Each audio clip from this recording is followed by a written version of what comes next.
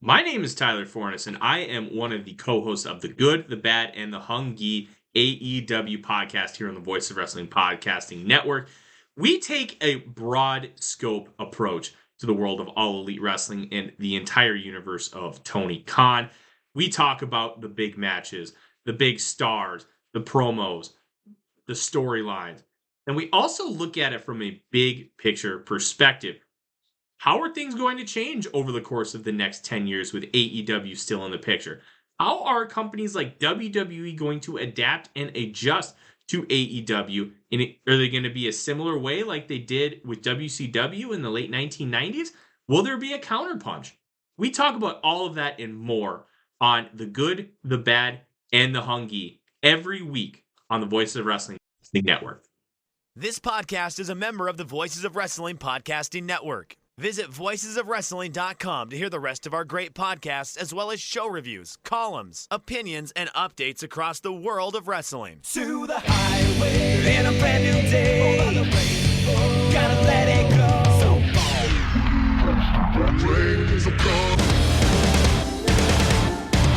fast to finger down. Dance tonight together. Here everyone is singing.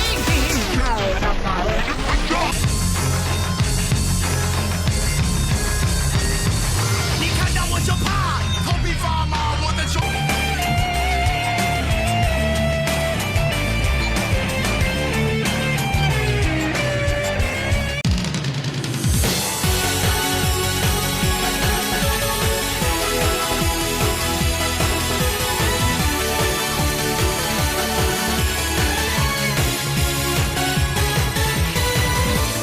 Welcome back to Open the Voice Gate for October 8th, 2024. We are members of the Voices of Wrestling Podcast Network. You can find us on the Voices of Wrestling Podcast Network feed or on our own dedicated Open the Voice Gate feed on all podcast platforms and applications. You can follow us on Twitter X at Open Voice Gate. If you'd like to donate to the show, click the link in the show notes. It'll take you to our redcircle.com landing site. You click the red boxes to sponsor this podcast, and you can set up a one-time or recurring donation.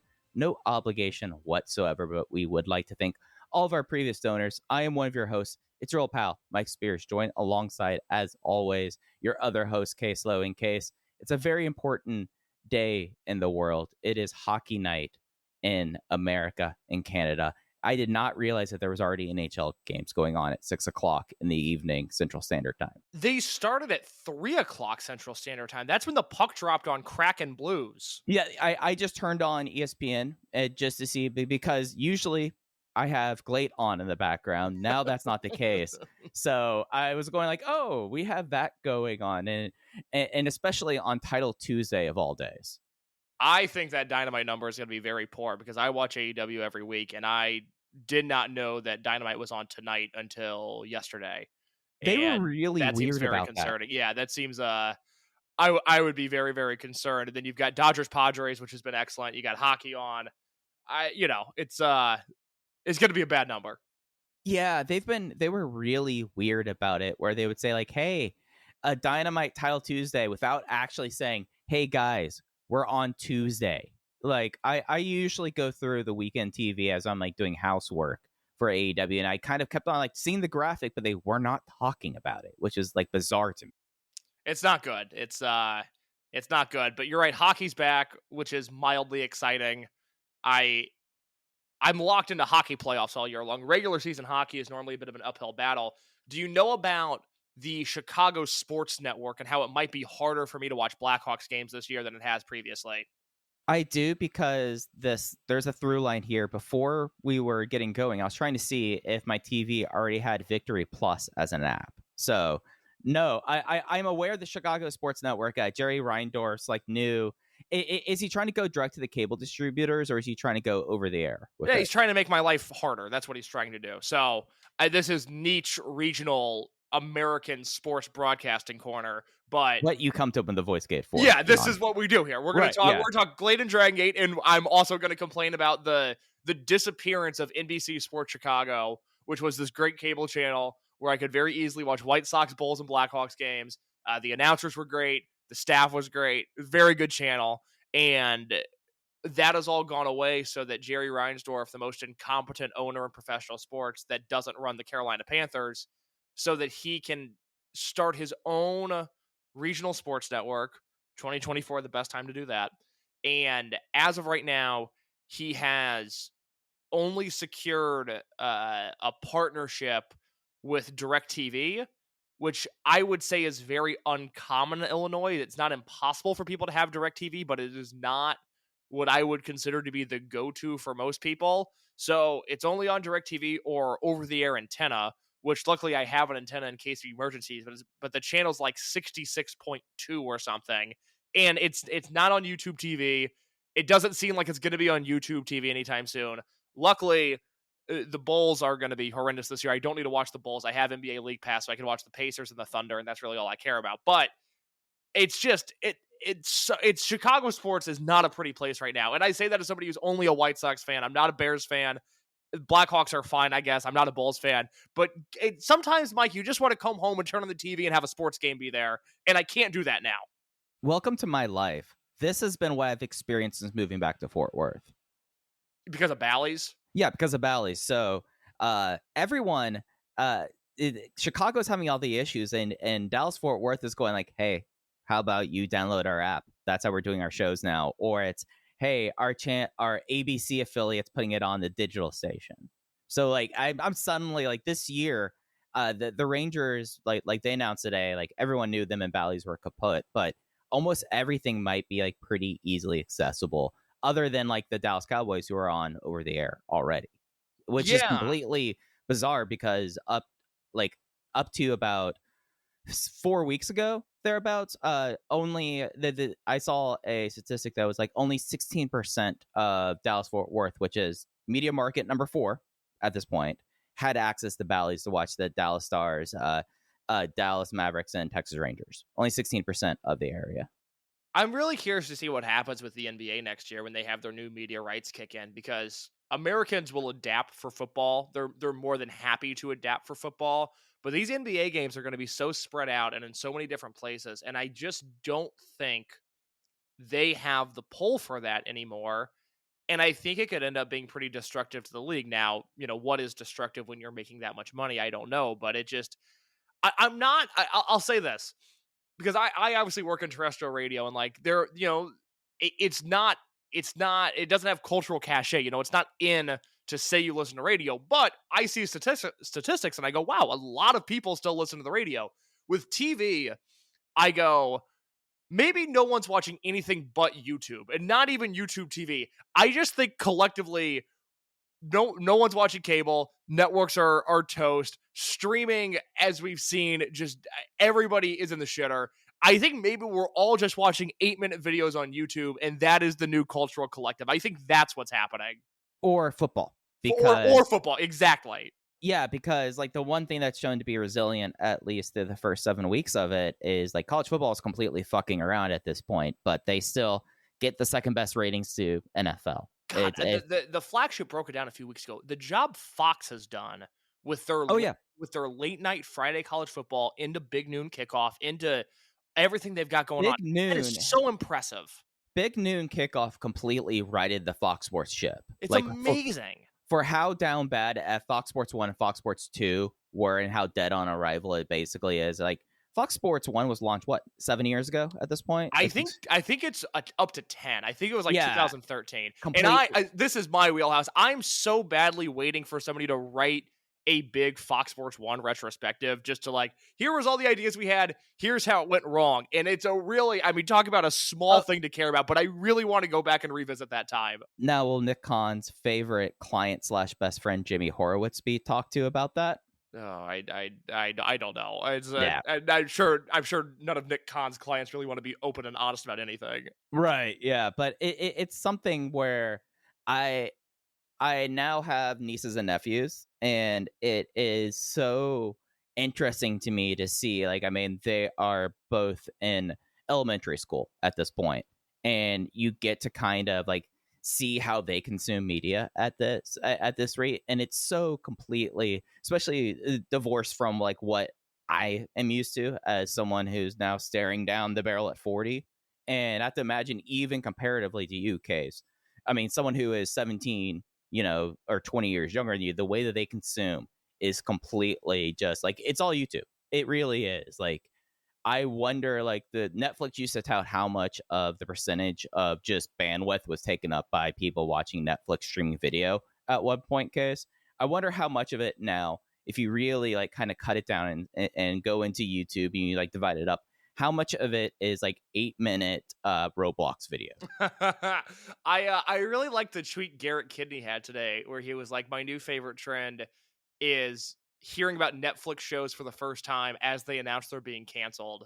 Chaos was great. Like, I loved Chaos. I had never heard of Chaos. Apparently Jeff Goldblum was in it. I had never heard of this show. I had zero knowledge of it. Jeff Goldblum was basically living my dream life, basically getting to play Zeus wearing Versace tracksuits the entire time. I didn't have Netflix for probably a year, because whenever the password sharing thing happened where they cracked down on that, I was just like, well, I'm on my parents' account, but I don't really watch stuff on here. I watch a lot of stuff on Max and weirdly a lot of stuff on Peacock, but I don't use Netflix. But when I moved in with my girlfriend, she was like, I got to catch up on Bridgerton.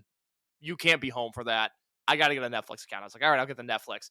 And outside of us now, her rewatching and me watching for the first time Gilmore Girls, which is obviously not a Netflix property, I am amazed at how many shows are on Netflix that I couldn't possibly be bothered to watch. The original programming there has become so formulaic and so uninteresting. There is nothing on Netflix that I care about, and they have a million options. It's the one thing that they do original content-wise I find fascinating. What's that? Their reality dating shows. Yeah, look, the biggest thing they have, biggest hits they have.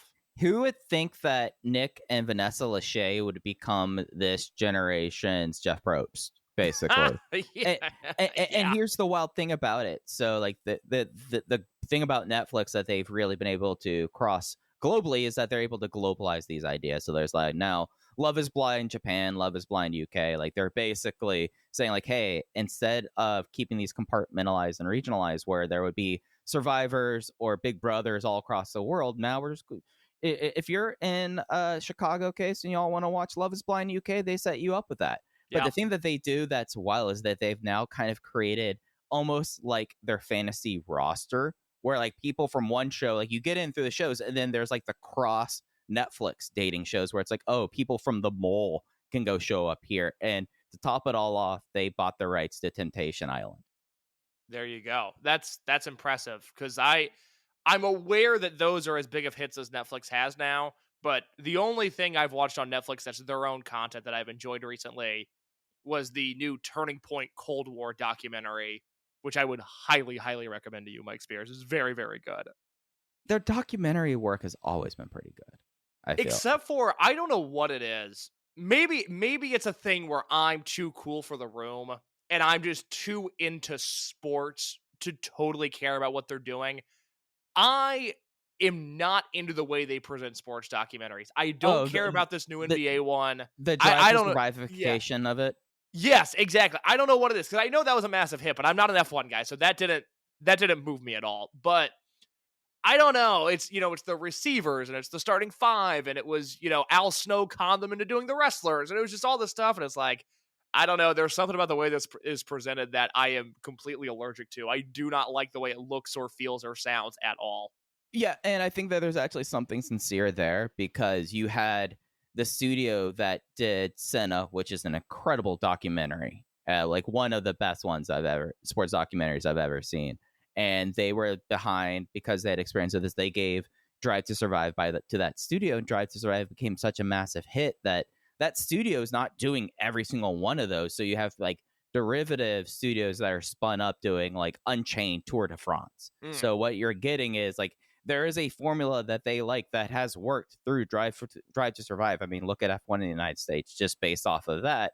And they try to push it throughout it. And I guess for me, the thing that like there's just too much of it, and the ones that they branch into aren't necessarily like the sports that I'd be into. Like if they somehow had quarterbacks or a Heisman and they were following around like college football Heisman candidates for a year, I would be all about that. But I have no interest to see receivers. That does nothing for me. After everyone graduates or goes in the NFL draft, I hope they make all the money. I'm just not interested in watching it from there. And I also think, we're a victim of our own success. People have gotten too smart, and like this has killed Hard Knocks, right? It's very hard now. The New York Giants figured out a way to do it, but it's very hard to look dumb on Hard Knocks now, and that is part of what the show should be. But every corporation has become too media savvy, and I think it really hurts these documentaries. It's The Last Dance was incredible, and I say this as a known Michael Jordan hater, but The Last Dance was incredible. But now, if you're going to do a documentary, you have to have an EP credit, and they're either going to be produced like Drive to Survive, or they're going to be produced like The Last Dance. And the problem is for like Last Dance, how familiar are you with the Prince documentary, the Netflix Prince one? Completely unfamiliar.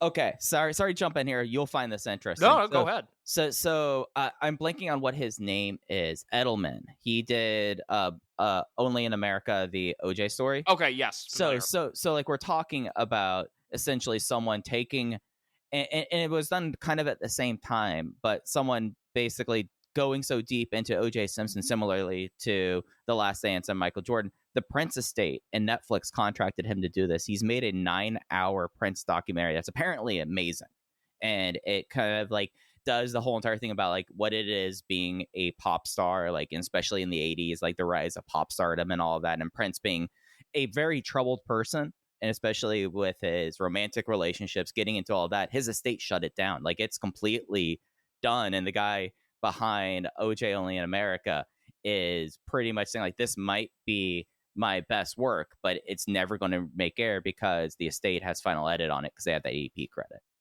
Interesting. I had not heard about that. That is a bummer. I would really like to see that. Ezra Edelman. Yeah, that's too bad.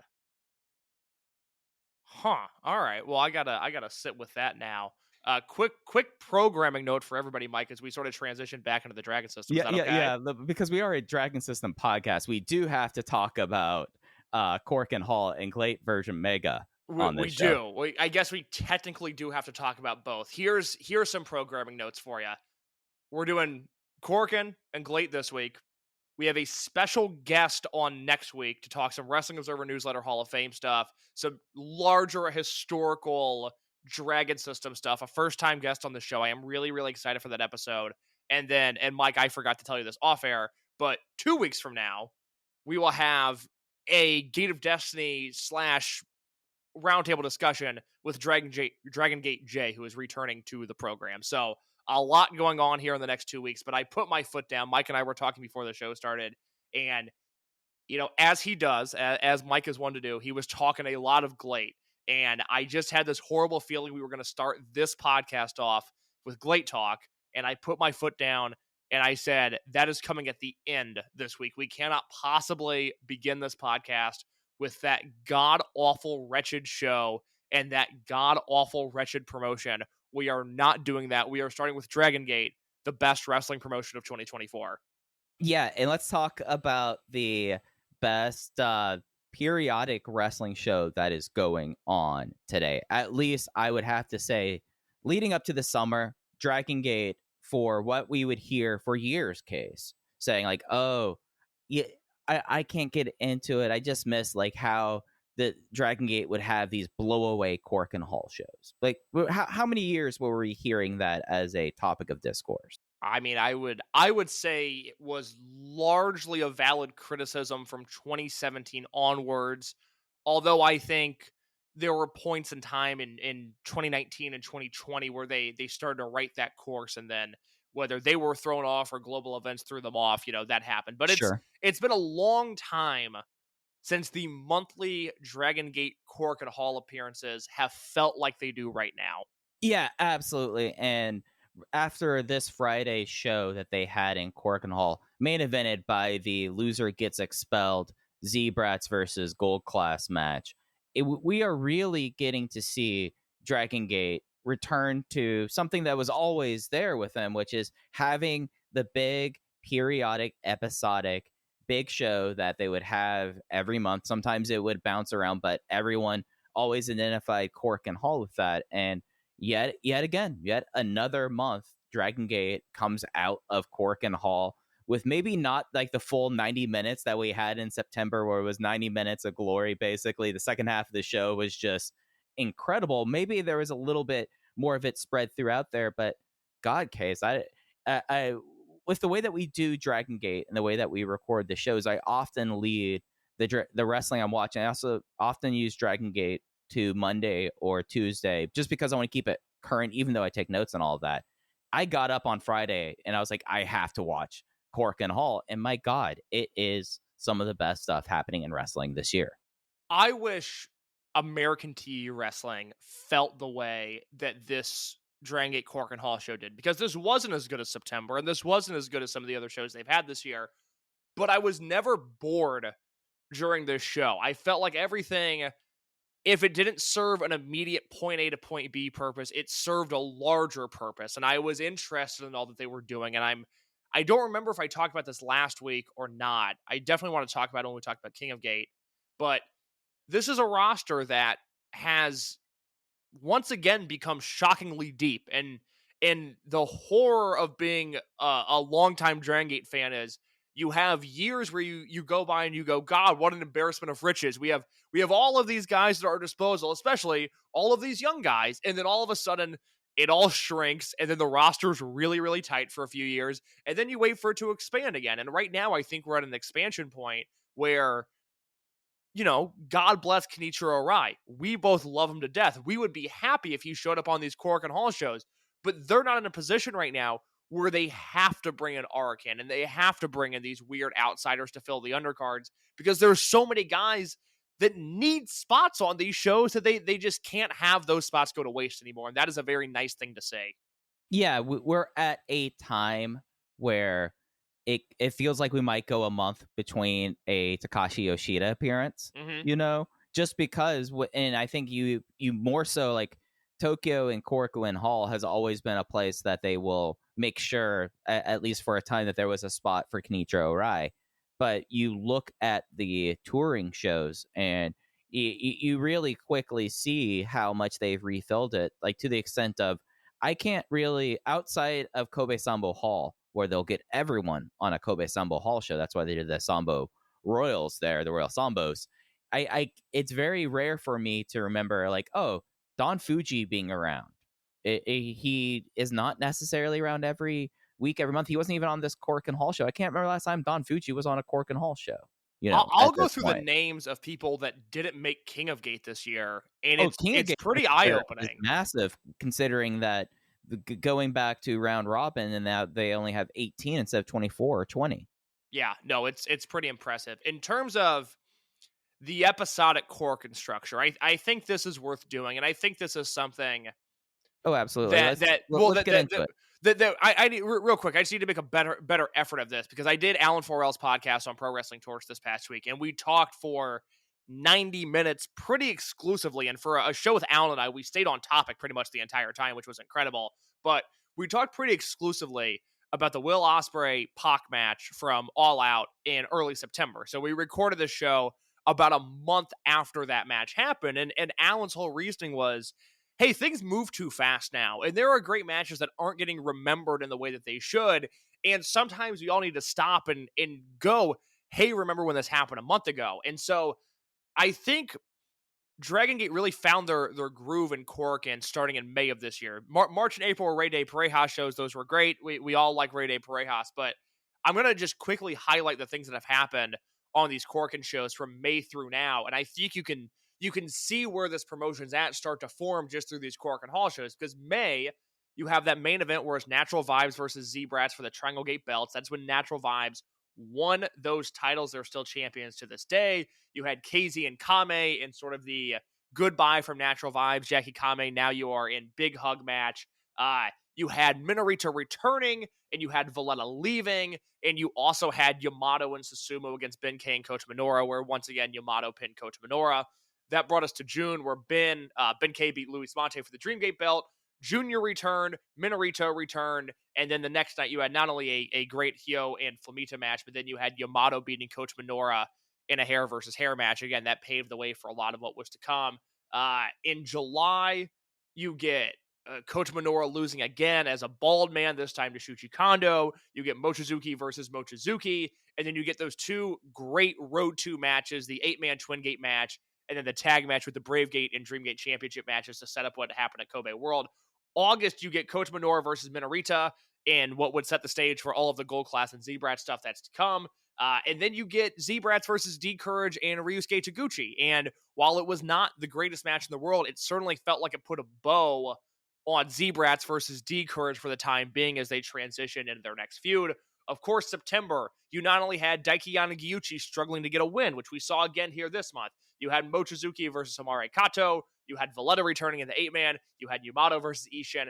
All of that bled into October, and then you get this 8-man loser leaves unit match in the main event. And that's a really solid stretch of storytelling, not to mention the fact that Ryoya Tanaka on almost every Korakuen Hall show since May has wrestled somebody in Natural Vibes. There's clearly something going on there. There's the not hug never ending saga. They're doing that thing. There's just a lot to like, and it's almost all happening at Korakuen. And that is for the people that, again, maybe they just want to check in once a month. I would feel very satisfied with this promotion if I was just watching once a month. But then you have these fun Kobe shows and these fun Fukuoka shows and these fun Osaka shows. It's just been a very, very good stretch of wrestling for Dragongate this year. Yeah, and if you want to take it to another level with it, and you are just wanting to watch just the stuff with full production with English commentary, I would say that each of these Korakuens, I remember back in the Ustream days and Nico, where you had to go buy them individually, and there were times you had to go through all the earnestness of it. Right now, the Dragongate network is about $10.12. I think each of these shows are well worth more than that. Just watching just the Korakuens, just the full production English commentary, I think it's been some of the most rewarding storytelling. And you didn't even bring up Hamare's debut and all that wild stuff that happened because of that. Exactly. It's been an embarrassment of riches, and it was added to this month. Obviously, the highlight stuff, I think we have to really say that as the company has really strengthened their presence in Tokyo and how this show has really strengthened after the 6 months that you laid out there. The keystone of that has been Gold Class and Z-Brats, and we had that happen yet again in the main event of this month's Korakuen show. Gold Class versus Z-Brats. Loser leaves unit match Johnny Valletta, Hamare, Kota Minoura, and Shun Skywalker versus Gold Class, Benkei, BB Hulk, Mochizuki Jr., and Rita. We had just another strong chapter of this feud that I think has now thoroughly deserved to be the backbone of this promotion. And as we were talking about over the last few weeks, one of the strongest feuds of the year throughout pro wrestling. There was so much to like in this main event. It really, I think the thing, and I talked about this last week after the Kobe show, the thing I like most about this is if you look at the all-out war they had at Dangerous Gate, which was before the Minoura turn, it instigated the Minoura turn, and then everything since, every match has felt a little bit more heated and a little bit more intense, and it feels like they've been building to this. And the nice thing is that, and I don't think we have any confirmation of what is going to take place from this show closing angle, but when you had Big Hug come out and talk about how they're a 3-person unit, and Gold Class come out and talk about how they're a 3-person unit, we're not done here. We're only adding fuel to this fire. But man, it has been so pleasing the way that this feud has built. And then you have a match like this where, once again, Rita, phenomenal. Once again, Junior, phenomenal. Once again, Shun, phenomenal. And then, hey, BB Hulk wants to show up and put on the performance he did both in the match and then after the match, which I certainly want to talk about. All right, this is a proper Dragongate Korakuen Hall main event. Yeah, and you see Hamare now a month in from his career come into Korakuen Hall. He's had a month working as Z-Brat's young guy, and he felt like he has been there for years at this point. His youth is very obvious, and it's obvious in a way that you don't necessarily see with Mochizuki Jr. or Rita, but it kind of works for him. But I just have been so impressed with him throughout this month of his career so far. But Rita really just coming back. He has new gear. The new gear works great for him. I like the new gear also. That was a discussion in the Discord. He's basically got old Gamma pants. I'm okay with it. Yeah. I mean, he needed to get out of the Minoura gear. That was just at a certain point, even with him coming back, was just all right, man, you've been in wrestling long enough. You can't be wearing the same rookie pants that you were. But he looked great. The Reverse Sierra's Poison Rana he hit in the closing stretch was insane. And the thing that I really enjoyed about this match is we were all kind of going like, okay, you have Johnny in this match, but what do you kind of do with him? How you're able to kind of work with him? And we kind of came to the conclusion that maybe this is the time that you write Johnny and this heel unit off, and you could revisit it 6 months from now, whenever whatever the current heel unit ends up being at that point.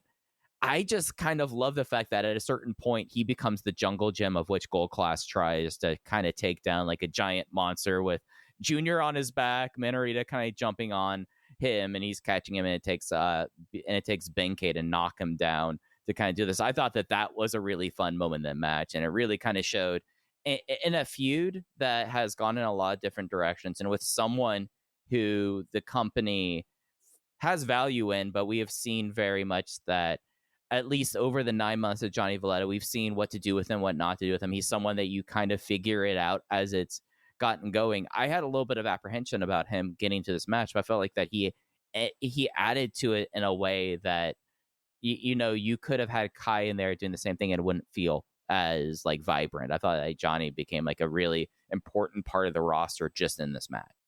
It's one of my prouder victory lapses, is identifying very early on that there's actually value in Valletta, and it's not him doing squash matches against lower card wrestlers. It's him doing Dragongate matches. It's him being in moments like this, and to have, like you said, this great sequence, which a lot of people clipped out of the network and put on Twitter, which I'm so thankful they did, where Hamare accidentally super kicks Shun, which that in itself was a fascinating wrinkle, because then you're thinking like, oh, is Hamare going to be bounced from this unit because he is so inexperienced that, a month in? There was a real possibility watching the match unspoiled that might happen, that Hamare would be the one to lose, which would have thrown everything into chaos. But he accidentally super kicks Shun. Rita hits, like you said, this running Poison Rana thing on a rookie, which I can't believe that spot worked out the way that it did. And then right when it looks like Rita's, got some momentum and might be able to pin somebody like Hamare, Valletta comes in the ring, he stops him, and then Valletta powerbombs Rita to the floor.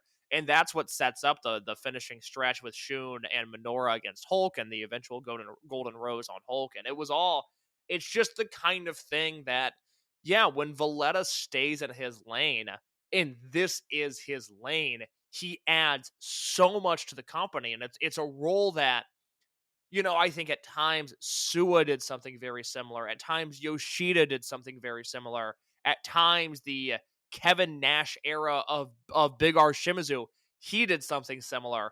But I don't think there's a one-to-one comp for the presence and the feel that Valletta brings to these matches. It's really something 25 years into the Dragon system. It's something entirely new. And man, when it works so well. Did you notice that there was an old couple that was cowering from him during the crowd brawls? I did not. I got to go back and look for that. Yeah.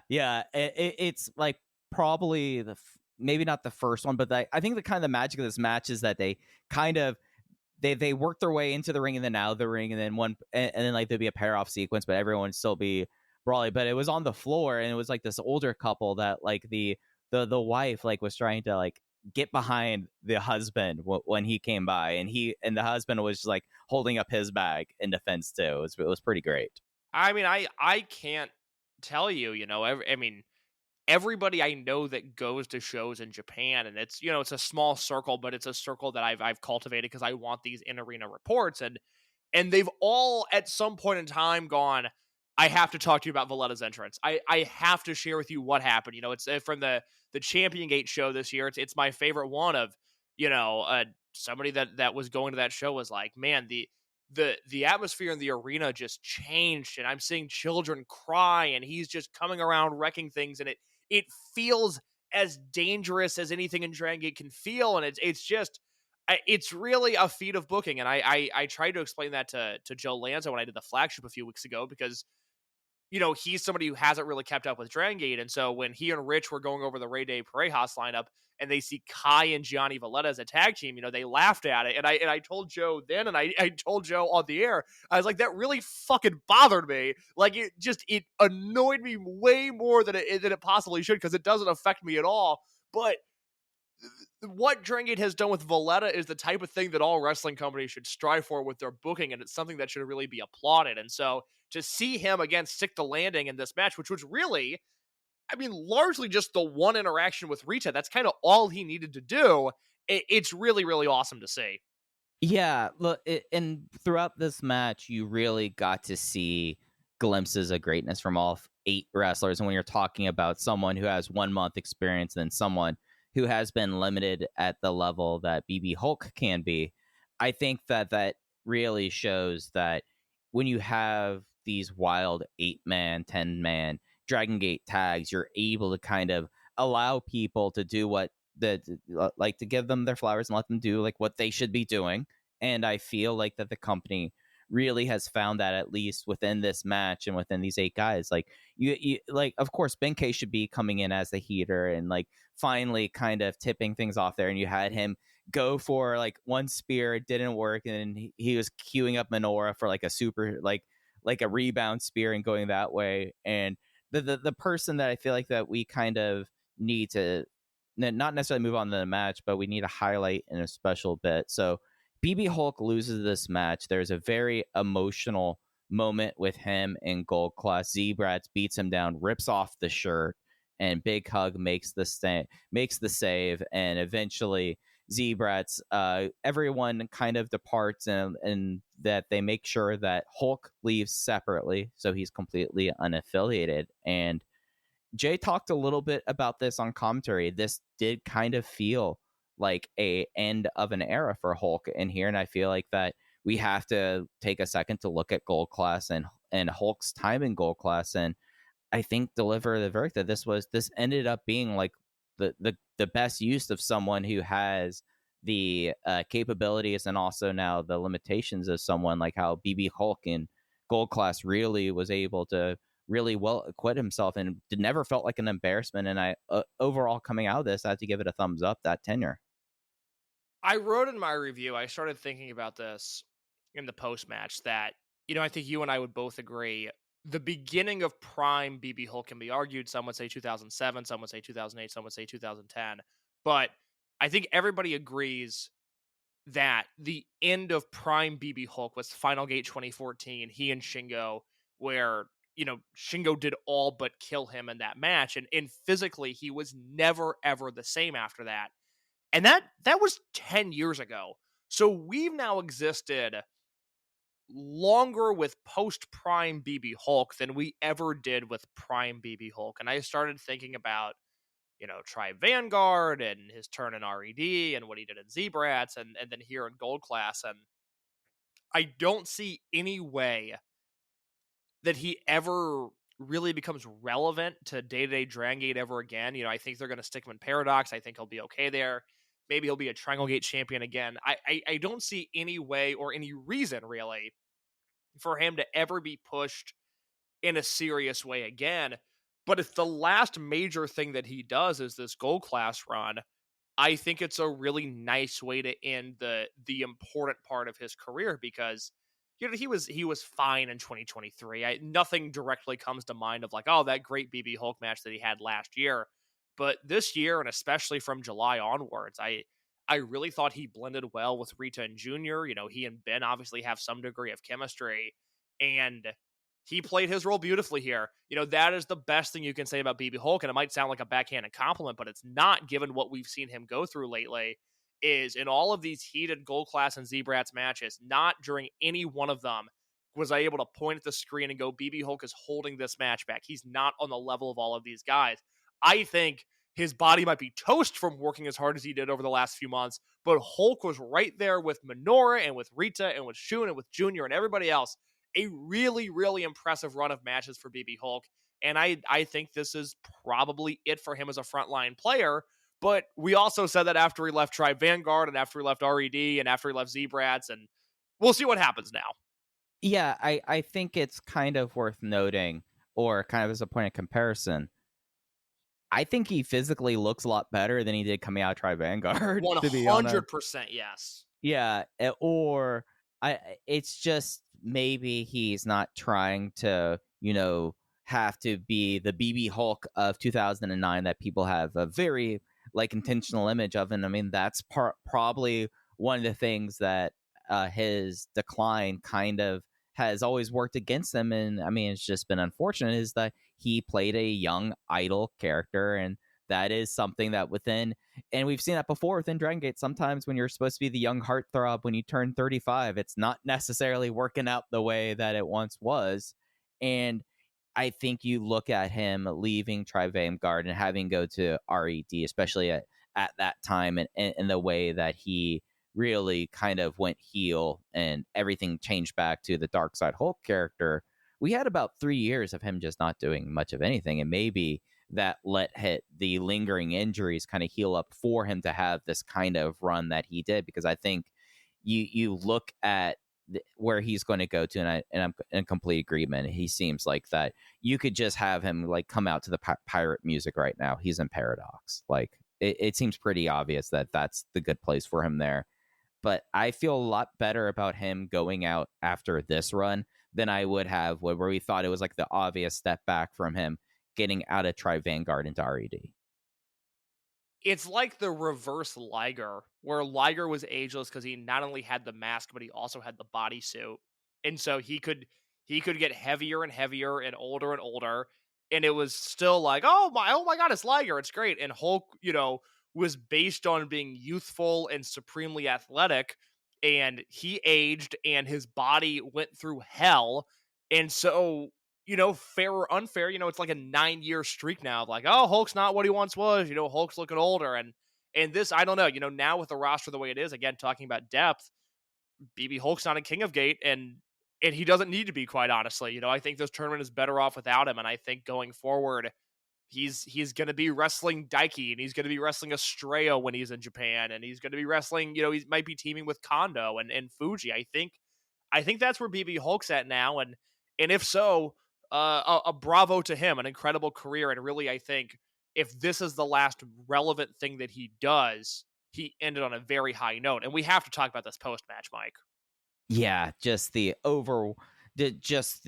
and Hulk's always been able at doing this, just bawling at losing and leaving the unit, and the level of post-match beatdown that Z-Brats continued to deliver to him, and then finally him and Big Hug would not a lot of sense. Like I could see that line there, but the save by Big Hug saying, hey, we got 2-3 people units here, and Gold Class saying, no, we don't want any part of you though, is a fascinating kind of bent that you could kind of position this to, especially with the idea of how Monte and really all three of Big Hug have kind of been tormented one way or another. Z-Brats, now we're kind of seeing maybe it's just going to be, okay, now we're doing 3-way matches, but it does kind of feel like we're seeing the babyface side of the locker room come together now to try to take out now this very powerful 7-member heel unit. Yoshiki Kato was seen at a fan fest, so maybe back up to 8 very soon. And I'm really excited about this because not only do you have the possibility of them teaming up, just the idea of now, both of these sides need to they need to do recruitment drive. They need to get some folks here. They need to get some bodies at the very least, because how are they going to be able to take on Z-Brats unless they have getting close to equal numbers? Yeah, it feels like we're certainly ramping up for a Kato return, which is exciting for a number of levels. So, like you mentioned, Hulk is always great at sort of these post-match dramatics, and you not only have the emotion here of him losing, but you also have him and Shun Skywalker cutting this promo together where they end up slapping each other in the face really, really hard in a way that is, I would argue, uncharacteristic of Dragongate. And then they both kind of start to shoot double legs and go after each other, and it ends with this pull apart, but then they come back together and Shun headbutts Hulk. And I would argue, I think I was with the Korakuen crowd here where, the first part of this, when they're just paintbrushing each other in the face, it's like, oh, this is pretty cool. We don't see this a lot. And then they go after each other and they get separated. And then Shun headbutts BB Hulk, and the crowd just sort of gets quiet, and it's really awkward. And it's probably the most awkward thing I've seen I mean, Fuda versus Okuda was kind of its own league, something like that. But this sort of had the intensity of like when Shima would berate and belittle a young boy in the ring, somebody younger than him on the roster. That's kind of what this felt like, but with Shun getting the upper hand, and it created just this really dramatic post match. And whether it was intentional or not, I don't know, because it certainly by the end of it felt very shooty. But it also now, and this is where again I apologize because I will use lore in sort of an unironic way, but it adds to the Shun Skywalker lore where 1 second he's cutting this post-match promo when he's doing this big over-the-top laugh, and then he headbutts BB Hulk, and you're like, oh my god, he's a killer. Like he suckered me in again. I forgot just how dangerous this guy is, and it completely feeds into the idea of Shun Skywalker time and time again. So you not only had that in the post-match, but then you also had Ishin cutting a promo, and I know Ishin was not in this match. He was in the I think the 4th or 5th match on this show, and just sort of a nothing match, a quick 6-man tag. But I want to talk about Ishin here because I don't know, Mike, if you felt this way. You and I have been doing this for a very long time, and yet we still don't speak any Japanese. But we have been watching this long enough to where sometimes, like, I feel like I'm watching a promo in Japanese, and I can tell it's a good promo. The way the crowd's reacting, the way the way the energy, it's always the Naruki Doi thing was like, we don't speak a word of Japanese, but we know Doi Darts is the most entertaining thing there is in wrestling, right? And Ishin gets the mic, and quite honestly, I don't ever remember Ishin talking before. It's not something that I have any distinct memory of, but I'm watching Ishin talk, and I'm going, my God, this just seems like it is electric. This guy is unbelievable. So, of course, I reach out to somebody we know that speaks Japanese, and I ask him, hey, does Ishin have a good rep as a talker? What do people think about him? And he sent me a bunch of notes back that I want to talk about because I had never really thought about this. So I asked him, basically, is Ishin considered to be a good promo? And he came back with a question that I'm going to phrase to you now, Mike. He said, why do you think they let Eita leave the company?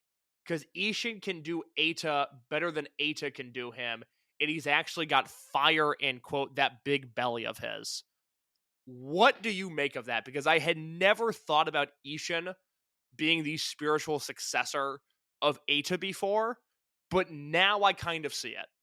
Yeah, so what do we know of Eita as a promo, especially in Dragongate and of his heel run? Eita was known as the troublemaker. He was known as the one that was able to kind of always be the cool, collected, evil mastermind, like cracking jokes, making fun of this, and basically being out and ahead of anything that baby faces can do. That was Eita as a promo, from at least my vibe of that. I mean, with talking to people, that was always seen as like his strength, is that he always was kind of the mastermind style of promo. And Ishin as the Eita kind of replacement, I think that having someone in there, and I think having him there with someone like Shun, who's just his own thing, allows you to kind of, now you have two. I mean, Kai was a talker, but never like the kind of Dragon System level talker. You get two strong heel talkers, and especially having someone who's seen somewhat as an Eita replacement in that style. I like the comp. I think that makes a lot of sense. It actually, I was getting ready to like really praise Coach Benora. It's like, oh man, he's been such a great heel. He fits in great in these matches. I feel like he's adapted his work just enough to where it's clear he's not the innocent babyface that he once was, but it's not this over the top heel thing that is really hard to watch. And then I started having this conversation, and I was like, oh my God, Ishin's the number 2 in this unit now. He's eating Minora's lunch every time they're in the ring together because Minora's still not capable of doing this.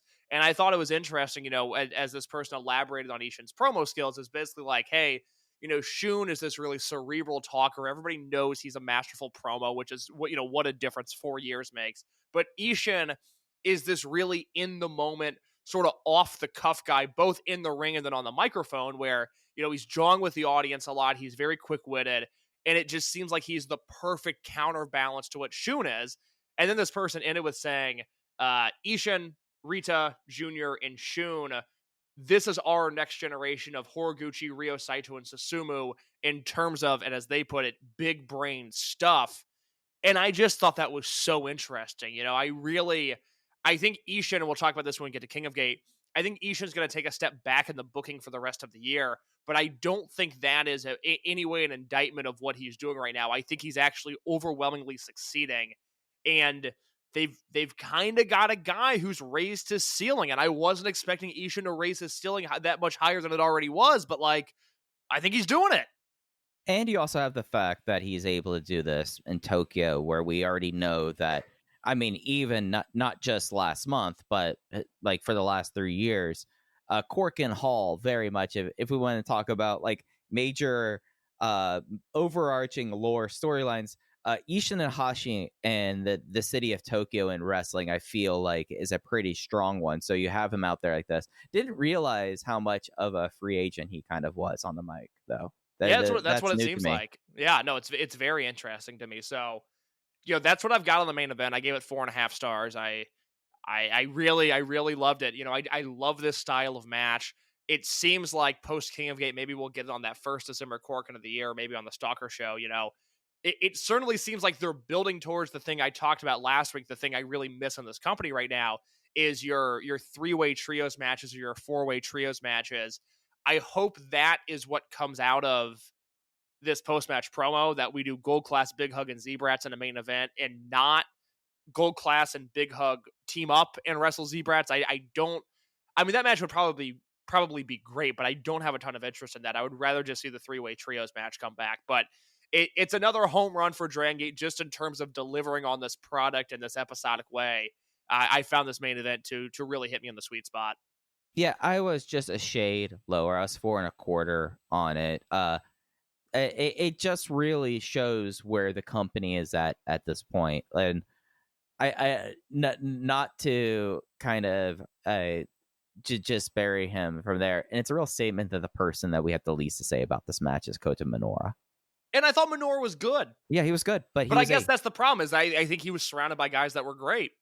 And guys that I think you look at the 7 versus 1, and if you want to talk about like 5 tools, there is one tool that most of those 7 have a lot more than Minoura at this point. And we should still say that Minoura is still only 2 months into being heel. So he might find that charisma one day. It's interesting, right? Like I found his heel run to be a complete net positive. I think he's been very good in Z-Brats, but here we are. It's Ishin, it's Valletta, it's the things Hamare has done. It's the impending return of Yoshiki Kato. Jason Lee is still great. Shun is still great. And so, it's a lot like the end of Gold Class with him, where it's like, well, Ben was the champion and he was doing great work. And then you've got Rita, and Rita came back from injury and was amazing. And then there's Junior, and Junior's kind of otherworldly. And I guess it's Minoura and then Hulk. It's at some point, right? Like, he's going to have to be better than his contemporaries if this is really going to work. And I think that has become my lingering indictment on Minoura is, okay, in Mochizuki Dojo, he wasn't as good as Shun, and he wasn't as good as Yoshioka.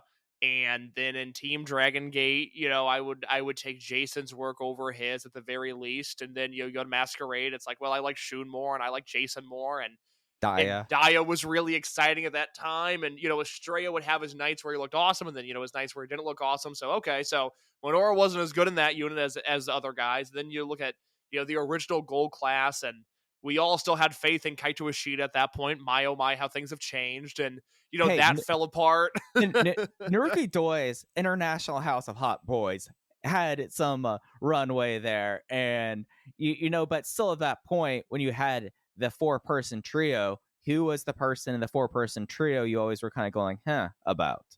For me, it was Rita. Oh, for me, it was Minoura.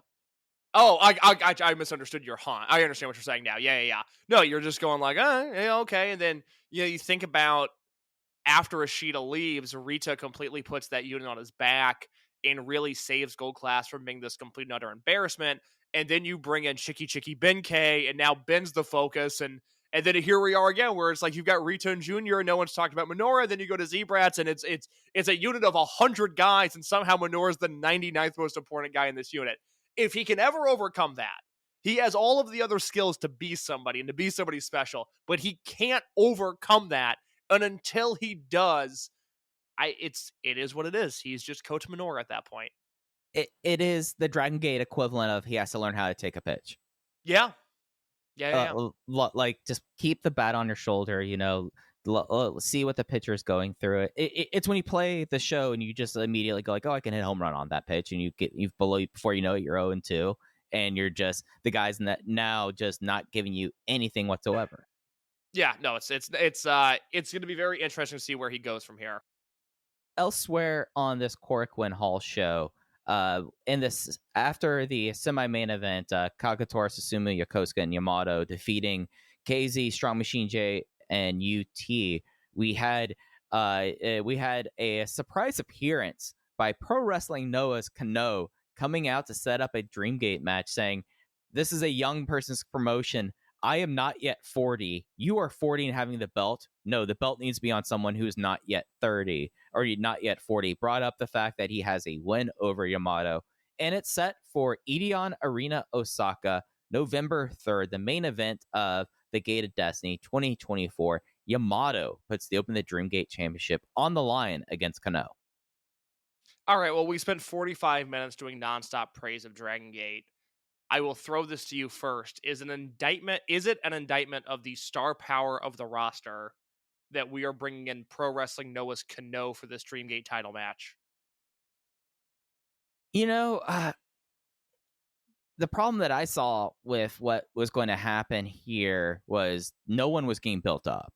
And the people that people thought was getting built up were people like Strong Machine J, who have a belt, and Dragongate very rarely does double champions, especially a champion challenging a Dreamgate champion at a major show. Mm-hmm. So there was a bit of a pickle that I feel like we have to acknowledge here, that I could not name anyone else who had even the inkling of momentum now 4 weeks out to start making a Dreamgate challenge right now. So like we had a completely open an open play field. The dance card was empty, I think we could say.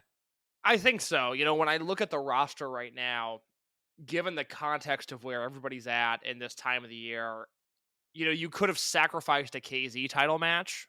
That's kind of the one that I'm going like, all right, well, if they really wanted to, they could have sold me on Yamato and KZ. Otherwise, I don't know if it's a good excuse to just say nobody was ready. I don't know if I'm dragging it, if I would rely on that as being my reasoning for bringing Kenoh. But as a consumer, it's like I very legitimately felt Dragongate should try to bring in Kenoh as a full-time wrestler. I think he is the guy that has adapted most naturally to this style as an outsider of all the outsiders they brought in over the last few years.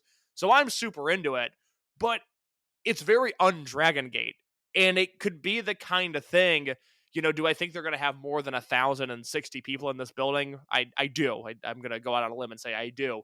But I could see it being a thing where the Osaka Dragongate crowd just goes, okay, I'll catch him next year. I don't know what the rest of 2025. We're good for right now on Dragongate in Osaka. Yeah, I don't know. It's a very odd match. I think it could be awesome. I'm very into the match, but it's not the type of thing that they do on these big shows typically. So I'm very curious to see if we get any more build, if Kenoh shows up at any point between now and Gate of Destiny, or a month out from that show. I don't know. It's an odd match. It's one I did not see coming, but I personally am into it. So I feel like that there was a time where outsider Dreamgate challengers happened a lot. I think famously Naruki Doi's first title run was one where you had Akibono, Koji Kanemoto, you had people like that, but it was done for a different reason. It was done because they were solidifying Doi in their minds, because they were bringing in these outsiders to put over Doi. Here, I feel like it's almost like an example of the company going like, we don't really see the value of, I don't know, we don't see the value of Strong Machine J taking another title loss, if that makes sense. Yeah. And in doing so, I might come off like I am being more of an apologist for the booking.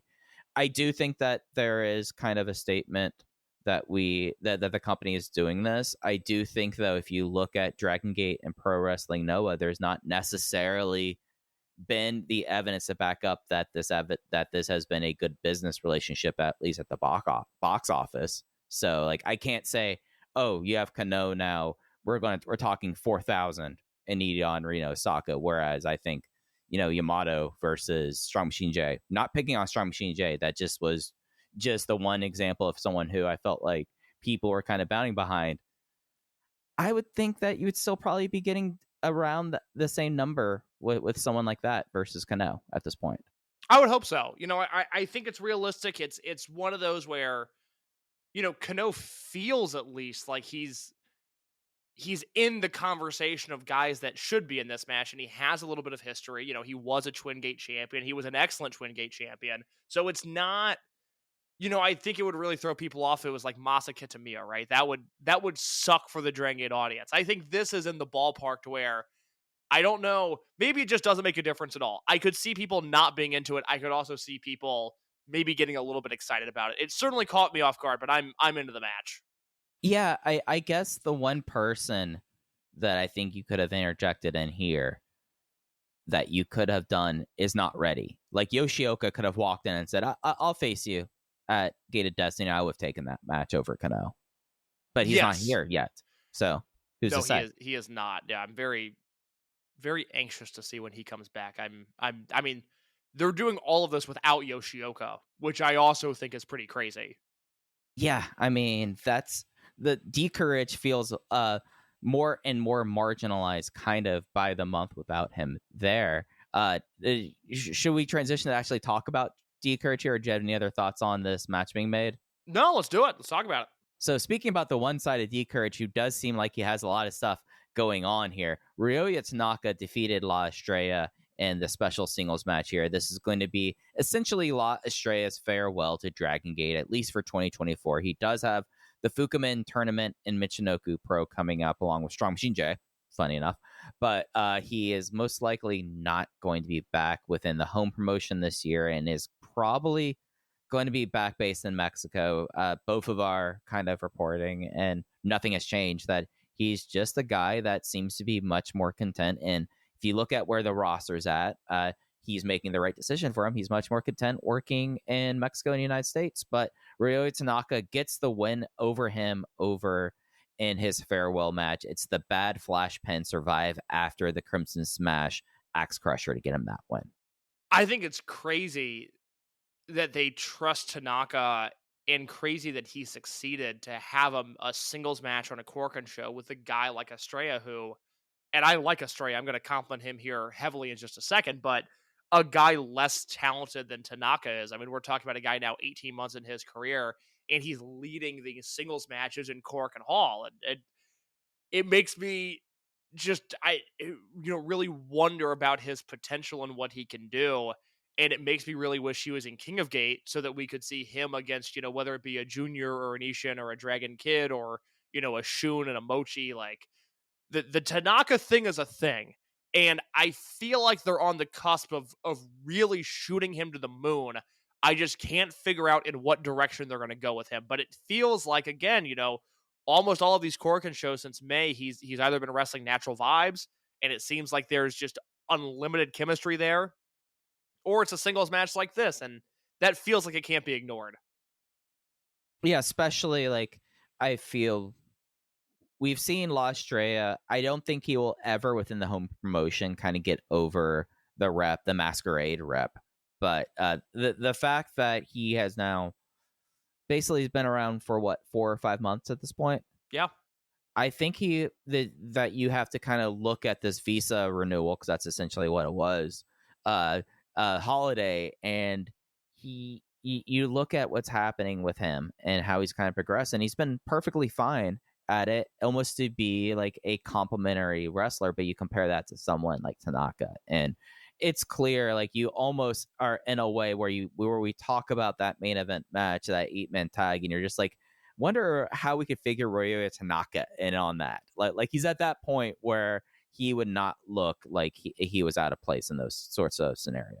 No, I mean, remember what he did in his D-Courage debut last year, and that was a year ago when he was that good. So, the Estrella thing, I was very happy with the last time we had Jay on to hear that he was happy doing what he's doing, because I think he is one of those guys that has almost become underrated, because for whatever reason, credit to Dragongate, even if they shot themselves in the foot, his debut seemed to garner a lot of eyeballs, and a lot of people watched him in his initial run with Masquerade, and it was the law of diminishing returns with him. And I think it soured people on Estrella to a degree that I now think is unfair, because Mike, I mean, look at this match. He wasn't doing the rope walk drop kick. He wasn't really doing any dives. He was actually playing to his background, which is mat wrestling, grappling. That is the background that he has. It's the story I always tell of people that knew him in the dojo before he had the gimmick, knew him as this kind of serious grappling guy.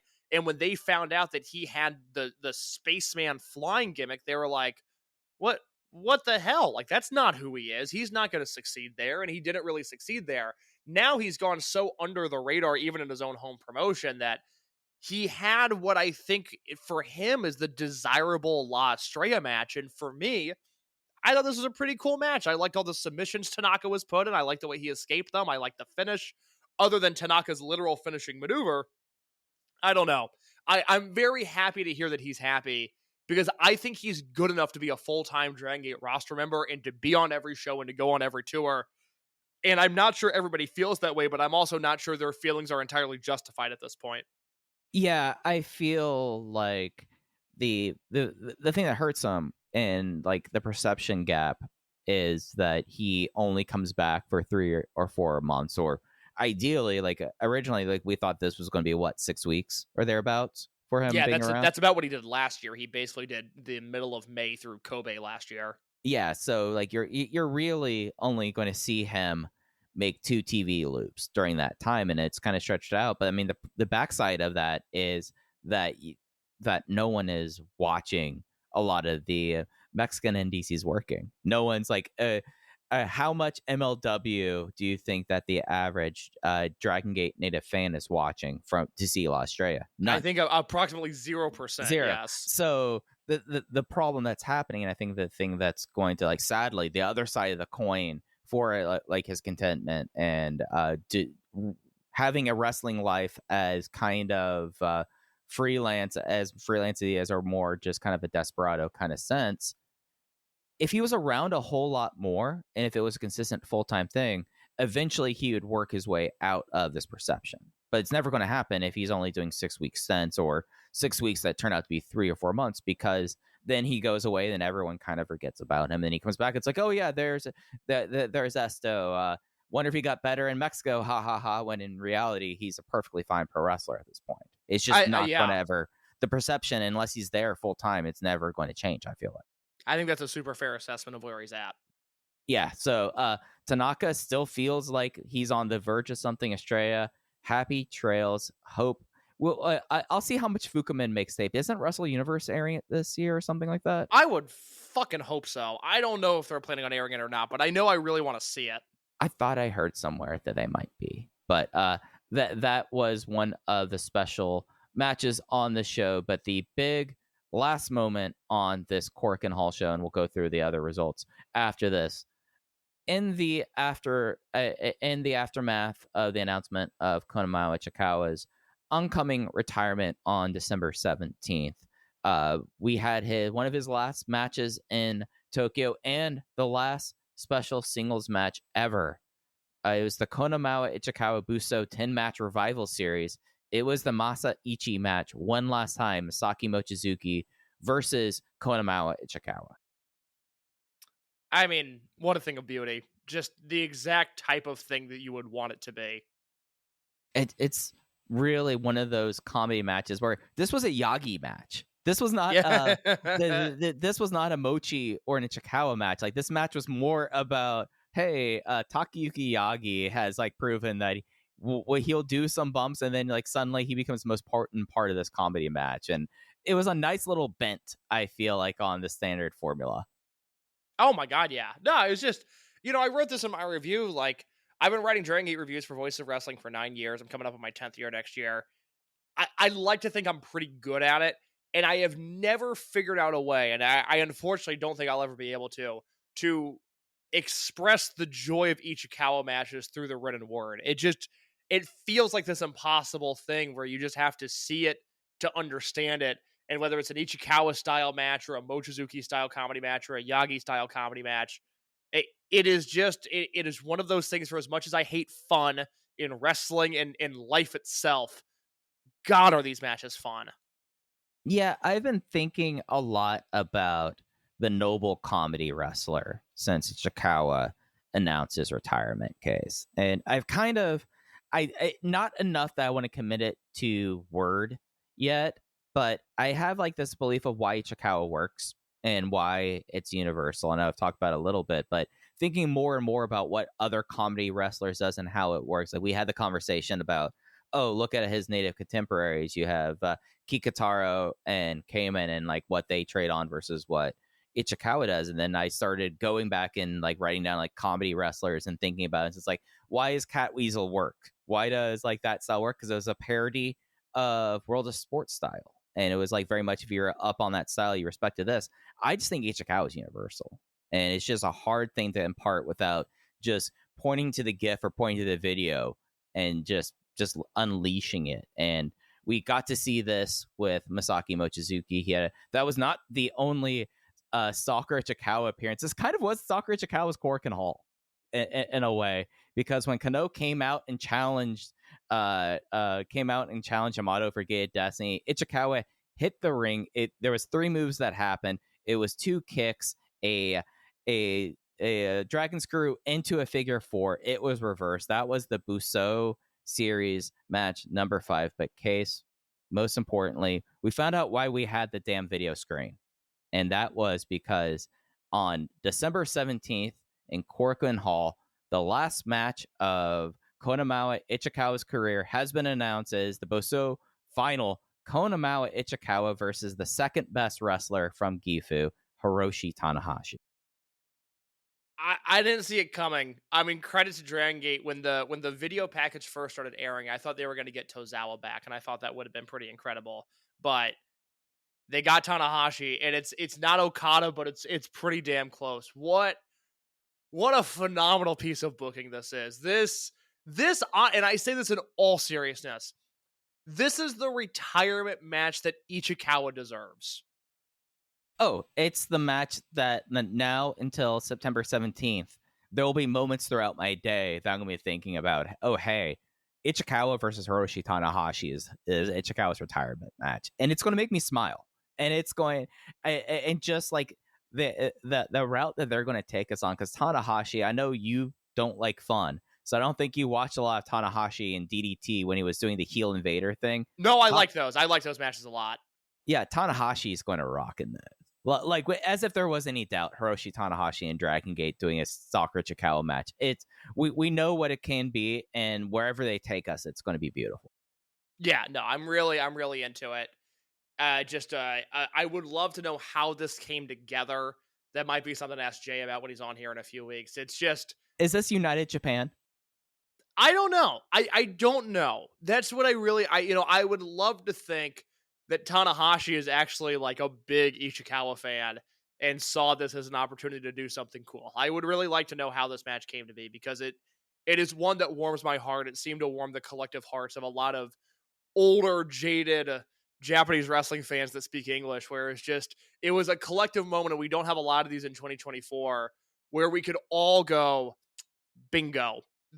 What a win this is. Well done to Dragongate, well done to Tanahashi, and it'll be really strangely emotional. I said last week, it's one of those things where I'm a little more moved by the Ichikawa retirement news than I was expecting to be, and certainly more so than I was for even a Kenoh, and I loved Kenoh, but this is an integral part of Dragongate fabric that is going away, and he's a day one guy, and it's going to be very, very sad. But this Tanahashi match, I really think they hit a home run with this booking. Yeah, and I think also you look at the kind of matches that Stalker has and where his opponents have come from in recent years. They have not really revisited at all modern day New Japan. They've never really, because like the most recent like modern New Japan star would have been when they brought in Nagata, and that would have been Nagata. What was that? 2008, I think Nagata came in for that. Yeah, 2007. Yeah. So, I mean, we're talking almost 20 years since doing this. I mean, yeah, Okada would have been the one that everyone would have been like, oh shit, but Okada's not making his first match back in Japan be the retirement of Sakura Chikawa, you know? So I don't know who they could have done better. Tozawa would have been fun. It would have been a bit conflicted, I feel like. Just don't like whenever you see someone with that contract walking in. You know, there's just like a bad vibe there with this. So just it's going to be amazing. And I feel like we need to like find like a bunch of stalker stuff and do like a stalker episode. I really do. Hopefully the network really uploads his greatest hits in a timely fashion. The Aja Kong match from World 2000 is there now, but hopefully the Kawada match is there and the Takayama match is there, and we can get all of those in singular files. I guess like all of the worlds are on there, so Right. Nagata and the Great Sasuke match, which is absolutely fantastic. That one's on there, but give them to me in a way that's digestible. That'd be a nice change. Yeah, I mean, I feel like that there's a lot of fun there with that. I mean, they need to get like a special commentary. I mean, with them back doing stuff with Noah again. Get Marufuji over and do like a director's commentary of the Mask versus Hair match. I would love any additional Dragongate Network content right now, which unfortunately, as I have some scoops, transitions us into King of Gate 2024. Yep, that's right. We got our announcements for King of Gate 2024. That is Dragon Gate's #1 championship case. But I've heard a thing or two about this. Yeah, but we have the official announcements and of the blocks. It is 3 blocks of 6, so 18 wrestlers. This is the smallest field that they've had for a long time. Like I'm trying to think when the last time like they had a that they had a King of Gate with less of this, but it's gonna be 3 blocks of 6. It starts at the November Korakuen Hall show. They announced the first matchups coming there. We now have a full schedule of the entire tournament, but let's go through the blocks real quick. In our A block, we have Mochizuki Jr., Ishin, Kota Minoura, Luis Monte, Flamita is coming back on tour, and Dragon Kid. Block B, Masaki Mochizuki, Susumu Yokosuka, KZ, Hyo, Madoka Kakuta, and Shun Skywalker. Block C, Jason Lee, Yamato, Big Boss Shimizu, Strong Machine J, Ben K, and Dragon Daya. The way that they're doing the format for this is that they will do the block matches, and then the 3 block winners will advance on. The 3 semifinalists, or the 3 runner-up, or however they're going to do this, they're going to have a mini runners-up tournaments during the Sapporo shows at the end of November and into December, and then the final will be at Korakuen Hall in the first Korakuen show of December. I believe that one is the 3rd. So it's not the 3 block winners in a loser revival battle royal. They're doing like a mini tournament in Hokkaido. Yeah, they're doing a mini tournament of the people who finished second place in the blocks. Oh, that's cool. Okay, I did not know that. Yeah, I think that that's a nice touch. I like that a lot more than the Second Chance Rumble. Well, the only thing with the Second Chance was I thought because Minoura is a heel now, I did have the thought yesterday. I was like, it'd be kind of funny if he won that again. And then he didn't win King of Gate, but it would be funny if he won the Battle Royal. Okay, let me start with the bad news, Mike. I've got good news, I've got bad news. I'll start with the bad. Is the bad what I expect it to be? The bad is what you expect it to be. Okay, I've reached out to 2 different company sources, one of whom outright said, no, at this time, there is no plan to film the King of Gate matches that are not taking place in Tokyo or Hokkaido, because this is November, and unless I completely skip past it, there's no Kobe show, there's no Osaka show. It's a particularly light month for Dragongate Network broadcasts. Yeah, because the Kobe show is before Gate of Destiny. Yeah. Unless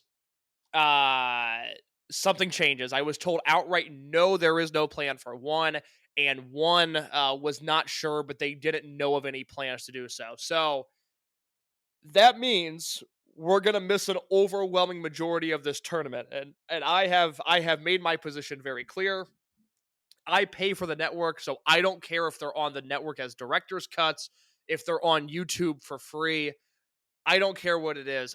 I want to see all of these matches, but I have heard from 2 different people that have said at this time there is no plan to supply us with any additional King of Gate content, which, pardon my language, really fucking sucks.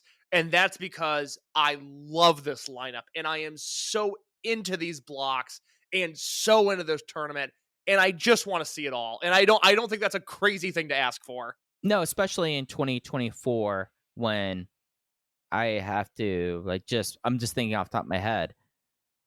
Yeah, no, virtually every single major Japanese promotion, whenever they have their major singles tournament nowadays, ensures that every match is taped and provided to its consumers. Yeah, well, I mean, just give what's the giant young boy's name? Sahara.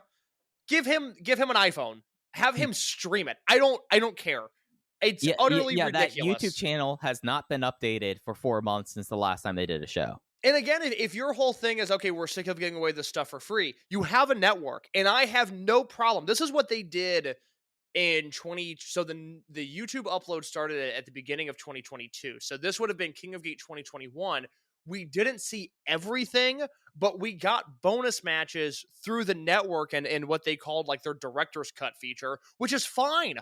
I'll take those. I don't care. That's fine with me, but you got to give me something. If I'm going to pay for the network and you have proven that you have the ability to film these house shows and upload them on YouTube in a timely fashion, you got to give me one or the other. You have to give me one or the other. And as a long time consumer of Dragongate, somebody that actually pays for this stuff and has paid for it since day one of the network, I paid for Ustream shows, I paid for Nico shows.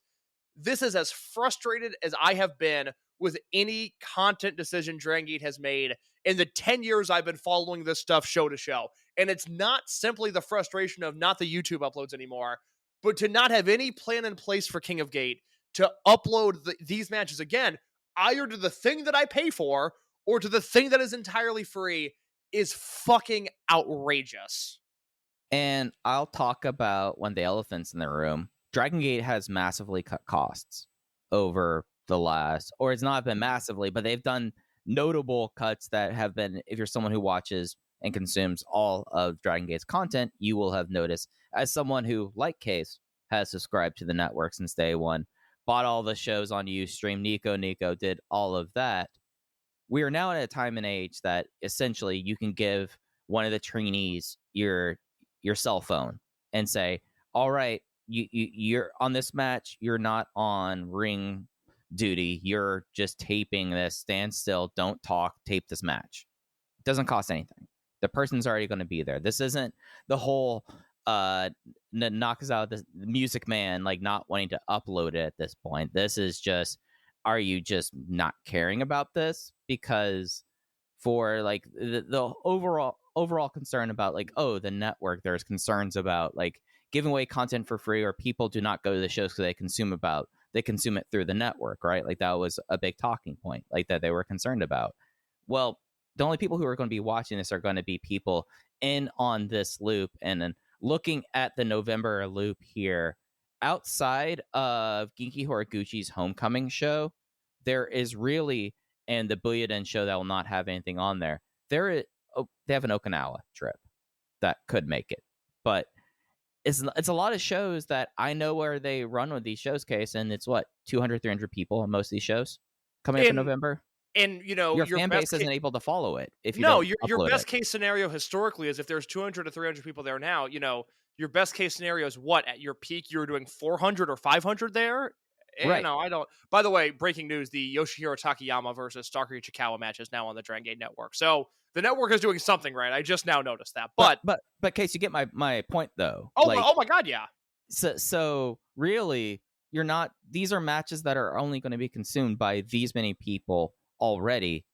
So what if you upload them a week later up to your YouTube, you get back in from the tour, you take your phone or iPad from the young boy and upload them to the network, it's not going to take away your ticket sales.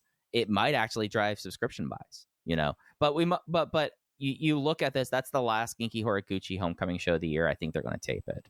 You would hope so. That's the thing. We don't have the November schedule out yet, but it is disappointing as, again, somebody who pays for the network, you know, you have you almost have every Torimon TV taping that's ever aired on the network now, but they don't do the director's cuts anymore. And those were things that I really enjoyed. And they've cut down on a lot of stuff on the network that I mean, I don't know, maybe I'm out to lunch, but it feels like it shouldn't be It's stuff noticeable. that shouldn't be super cost prohibitive to do. I don't think they're doing it anymore. So look, maybe this will all be a moot point and they'll put out the November network schedule and they'll have a note about filming King of Gate matches. But I talked to two people today, neither of whom are aware of any plans they have to film the additional King of Gate stuff. One person outright saying no, they're not going to. One person saying they haven't heard anything. So it's disappointing because I love these blocks, and Mike, I would like to go through all three of these blocks. I have some sprawling notes that I'd like to hit at first, and then I'll throw it to you. Okay. What's on Case's mind about King of Gate 2024 block reveal? Go ahead. In the A block, you've got Diamante, or I guess Luis Monte and Dragon Kid, which is interesting. They wrestled in King of Gate 2020. I've blocked out King of Gate 2020 from my head, so I do not remember that.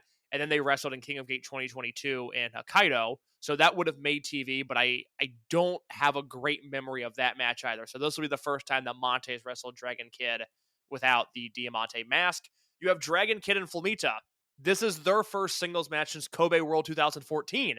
That is very exciting. That these guys are in totally different places in their career. I love that. I can't wait for that. And that is the Korakuen match, right? Yeah, I had the Gaora listing with all the matches up a second ago. I think that's in Korakuen, so I'll let you look that up. Flamita and Monte, again, I would really love to see this. They've never had a singles match. They only wrestled each other one time in Mexico, and that was in like a Cybernetico match with 9 other guys in it. So they've obviously shown great chemistry as tag team partners this year with what they did on the last Booyadin show. I would really, really like to see them have a singles match. Ishin and Junior, this is one I feel like throwing the yellow flag out here to get everybody's attention. This could be the match on Korakuen that only goes 2.5 minutes, and Ishin wins with a low blow, and we all go, that was fun, but God, I wish that was great. It seems like there's one of those every year, and it seems like it's going to be Ishin and Junior this year. Just be ready for that. Yeah, so I pulled it up. You're right. Dragon Kid versus Flamita and Mochizuki Jr. versus Ishin are the Block A matches here. Block B, you get Masaki Mochizuki versus Shun Skywalker and Korakuen, and then you get, at least possibly at the time, champion versus champion Yamato versus Dragon Dai in Block C for Korakuen. Good. Okay, final thought on the A block. For as much as we both love Ishin, for as much as we've talked about him, I don't think it makes sense for Ishin to get a massive push in King of Gate. I think he's probably going to finish at the bottom of his block, but that is not an indictment on him. That is the sort of thing where, hey, he just had his Dream Gate challenge. Yeah, booking rotation. If I were Dragon Gate, I would force myself to push Coach Minoura through and through here and make sure that Minoura is the heel looking strong out of the A block rather than Ishin, just because of what Ishin's already done with the current Dream Gate champion. But, right, we'll see. I'm with you on that. Yeah. Even if we only get the Korakuen stuff, and I'll pull up the lineup here because I don't know what's at the end of the tournament. I forget these. I got the entire lineup. What are they doing in Hokkaido? So before Hokkaido, other stuff that could be making tape. Just like if scheduling is what it is. We got 4 matches in Kunamoto, Genki Horiguchi's hometown. I think that those. If there's a chance, if you're looking for stuff that will be up on the network that has a good shot of it. Okinawa, you only have 6 matches there. You do get Hyo versus Shun before Sapporo. So you only have 2 nights of Sapporo matches. So these for sure will make the network. Block A on the 29th, you get Dragon Kid versus Kota Minoura. Block B on the 29th, you get Mochi versus Hyo, and then Kakuta versus Asumu. And then Block C, you get Yamato versus Jason Lee. On the 30th, you get Monte versus Ishin. You get Susumu versus Mochi. You get KZ versus Skywalker. And you get Daya versus Benkei. And then, as we said before, the final tournament, they call it a tournament here, but they say the final qualifying match will be decided by second place players from each block, and that'll happen on that Sunday. So only 2 nights of block play in Sapporo. Interesting. I'm looking at that Kumamoto show, which is Genki's hometown. Right. That would be Monte and Flamita and Minoura and Ishin from the A block. That certainly seems like you would want those matches to be filmed. Also, KZ versus Kakuta and Benkei versus Strong Machine J. Those are matches, again, you think you'd want them to be filmed. The Okinawa matches, just because there's a potential of that. Dragon Kid versus Ishin, yeah. KZ versus Susumu, sure. Kakuta versus Shun, and then Hyo versus Shun, Daya versus Jason, and Strong Machine J versus Shimizu. I will be a lot less grumpy. I'll still be grumpy, but I'll be a lot less grumpy if we get both Kumamoto and those Okinawa shows. That would make me happy. I would still be grumpy. I want it all. Mm-hmm. I really want it all, but I can live with that at the very least. No, I think you're right about that. One thing we didn't talk about King of Gate 18 means we have some pretty noticeable cuts this year. No Kame, no Hulk, but I think after what we saw in Korakuen, that makes sense. No Hulk, no Kai not making the tournament as well, and no Rita. I thought Rita might have a chance of making the tournament this year. Holy shit! I didn't notice Kame wasn't in this tournament. Yeah, Kame was the one that I noticed immediately. I was like, whoa, no Kame. Like, oh man. Okay, so the list I had: no Tanaka, no right. Yuti, no Hamare, which I thought there was a possibility he'd make it. If it was if they were doing a knockout and they did like the 32 or 24, he could have made it. Yes. No Rita, which is a real bummer. And then speaking of depth, no Kagetora, no Naruki Doi, no Shuji Kondo, no Don Fuji, and those are all guys that, you know, if you didn't have the roster you have, they would be in this tournament.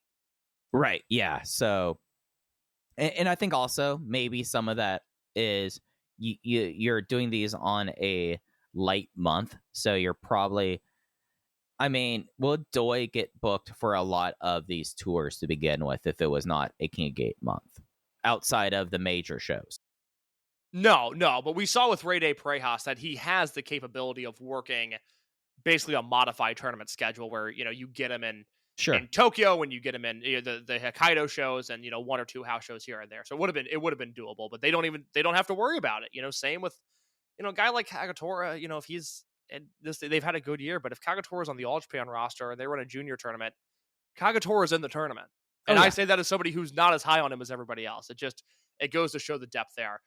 B block thoughts, Mike. This to me is fascinating. It's really the Shun Skywalker block. He's got legendary opponents in Masaki Mochizuki, KZ, and Madoka Kakuta. And then I looked up his history of singles matches with Susumu Yokosuka. They've had 4 career singles matches, the most recent on December 2nd, 2020 in Korakuen Hall. Oh, boy. I must admit, I don't remember that match, but look at this main event. This is an incredible look, and we talked about the depth of this roster. They had to recover from this main event, which sounds like it took place in a foreign universe through 2024 Rise. Your main event on this show was Eita, Hyo, Kaito Ishida, Madoka Kakuta, and SB Kento in a 10-man tag match defeating Dragon Kid, Masato Yoshino, Naruki Doi, Shuji Kondo, and Taketo Kame. That is how long it's been since we've gotten Shun versus Susumu, and that is a testament to how they've rebuilt this roster in 4 years. Yeah, I mean, has not even had a heel Shun versus Susumu match. No, but here's the thing, and I was looking at this because I'm so excited about Shun in this tournament, is we just haven't had a lot of heel Shun singles matches, and I think that's an amazing thing. It's always the thing that I've complimented Dragongate on, is as annoying as it can be, the way that they're able to savor some of these singles matches is incredible. You know, this year Shun in Japan, his singles matches have been against Luis Mante for the Dreamgate belt, Ryoya Tanaka singles match on a Prime Zone show, a Hyo singles match on the May 4th Kyoto show that I boycott every year. He had a singles match with Shimizu in Sapporo this year. That's the last time a Shun singles match made tape, was May 24th of this year, because he wrestled Punch on a house show in June and then Mochizuki Jr. on a house show in August. It's incredible the way they have savored some of these singles matches, because you have to also remember last year, King of Gate was a single elimination tournament and he got bounced in the first round by Shimizu. So you have to go back to King of Gate 2022, where at this point he's like a brand new heel. This is sort of fresh into the Z-Brats run. And he had that great match with Eita, a really fun match with Strong Machine J, a great match with KZ in Osaka, and then he lost to Yuki Yoshioka in the semifinals of that tournament. That is, you know, kind of the last bit of sustained Shun Skywalker singles matches that we've seen, because 2023, he would win that Dreamgate belt against Yoshioka, but he only had the two matches after that, the Strong Machine J defense and the Kakuta loss. And ever since then, not a ton of singles matches. The ones that we've seen have been fantastic. I love that one against Kame at the Genki Homecoming show last year, but just not a lot of singles matches for Shun in this character. And man, does he have a chance to kill it with the block that he's in. Yeah, my one big pronouncement that I have for this, I think Mochi might go 0-5. I could see that being a real possibility. Yeah, I mean the one person where I look at it, I go like, okay, I think he should get the win on is Susumu, Yeah, and I could see Susumu actually being a real factor in this tournament. It wouldn't surprise me if Susumu has more wins than Kakuta by the time things are said and done. It wouldn't surprise me if Susumu has more wins than KZ by the time things are said and done. To me, it is one where, Shun would be the odds-on favorite, but I do wonder if this is the time that they flirt with Hyo getting a real sort of push. And that doesn't mean he's going to win the tournament, but that does mean that he might lose in the semifinals. That feels in play right now. Mr. Final Four 2 years in a row. Oh, that's right. Wow. He might go all the way. I could see him losing in the finals. I don't see him winning. I could see him losing in the finals. Yeah, I mean, I guess then you'd have to put him in the main event at Fukuoka, and I don't think you want to do that. Exactly. Yeah. C blocks. What were your takeaways from it? I'm excited for Yamato and Jason Lee. They've only had one singles match, and that was a pretty gimmick-heavy singles match at an August Fukuoka show from this past year. So I really want to see them tear it up. I'm excited for Yamato and Shimizu and Yamato and Ben. Those guys obviously have fantastic chemistry. But this is really the Strong Machine J block. And whether or not he wins the block or not is obviously something we'll have to wait and see. But this is another one of those moments where I think a lot of eyes are on Strong Machine J, almost in that Bart Simpson say the line kind of way, where we're waiting for we're waiting for Strong Machine J. What are you gonna do? What are you gonna do? Are you gonna blow us away? Let's hope you blow us away. That I think there's a lot of pressure on him to overwhelmingly succeed in this tournament, and I really hope he lives up to the test. Yeah, the other person out of this block I would kind of keep an eye on. Feel like Jason's due now. Like, he's taken a step back from the heel, kind of where he was on the front line, just because of how Z-Brats has gotten huge, and you've been adding in people, and it felt like in April, like, oh, Jason Lee might be the number 2 in Z-Brats, but now that's not the case. I think I look at this and I think that this could be maybe, if I'm going to make a guess on second or second placer's advancement, Jason is someone I would put some stock in for that. I am very into that idea. It is not something I necessarily considered, but it is something that I would be more than happy to do. Yeah, I could see just as well him like ending up 0-5, but I could also see him being second place and advancing to the semis. Like, out of anyone out of these 18 people, he's the person I feel like who has kind of like the widest range of result, at least so far. Whereas I look at like Monte, we don't think Monte is going to win his block, right? I don't know what purpose that would serve. Right. Like, there's a lot of people who I feel like use like Mochizuki Jr. Like, I feel like that there might be a story for Mochizuki Jr. to kind of be like the fighting guy who kind of scraps his way into the semifinals, but I don't think that's a high percentage chance. With Jason Lee, I could see just as much of that as him going over. Yeah, very much so. But that is King of Gate 2024. Kicks off in Korakuen Hall on November 7th. They have that is a wild first week of November, because they have that Kobe show, then Gate of Destiny, and finishing out with Korakuen Hall. Case, we managed to put this off for an hour and a half. Oh boy. Let's do it quick. I don't have a ton of thoughts on it. So GLEAT vs. Mega in Osaka was on Sunday. 10,078 people show up to Edion Arena Osaka to basically participate in a funeral. This show was if you're someone who is just watching the Dragon System related things, you would think, wow, what was the rest of the show? Does the rest of the show have much into it? Because the crowd is awful and there's really nothing that's over. The entire show was pretty much to an empty building. Hayato Tamura defends the G-Rex against Parker Boudreaux. You have the Rascals defeat Ishida, Izuchi, and most notably, the big highlighted match, Spike Mohicans reunite one last time versus Hio del Vikingo and Sumo Watanabe. You know, whatever weirdness is happening in that company, in that locker room, there's one thing we know for certain case. Shima's going to get the most ring time out of anyone on that show, and he did. Show fucking sucked. I really hated watching this show. Was this the worst show in Greater Dragon System history? Okay, stump me on that. Because that was my takeaway was, my God, nothing out of El Dorado or Dragon Door, the Dragon Door I've seen, was nearly as depressing or as bad as this. And you know what's I promise you some GLEAT math here, okay? So you know what's the real insulting thing about this company? What's that? They charge 50,000 yen for front row seats.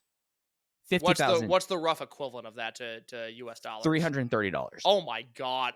Oh my God. I was not expecting you to say that. Do you want to know what Dragongate? Oh my God. Oh, I'm going to take you down a ride here. So 50. You're going to say like $120? No, 300. It's like $300 for front row. And that's a big problem case because I did a little bit of research today. And you know what? You know what building's not very expensive to rent out? I'm going to guess it's Osaka #1. Osaka #1, essentially, I did the work, costs about $10,000 to rent out. Oh. So the one thing that GLEAT does pretty well is their front row tickets are all sold out, right? Like that's the only tickets that they sell out are the front row ones. So I'm sure they're sold to upstanding businessmen also. But that's the thing. Like 50,000 yen times what? How many people you would put in a front row in a Japanese show? That's about 40 or so. Yeah.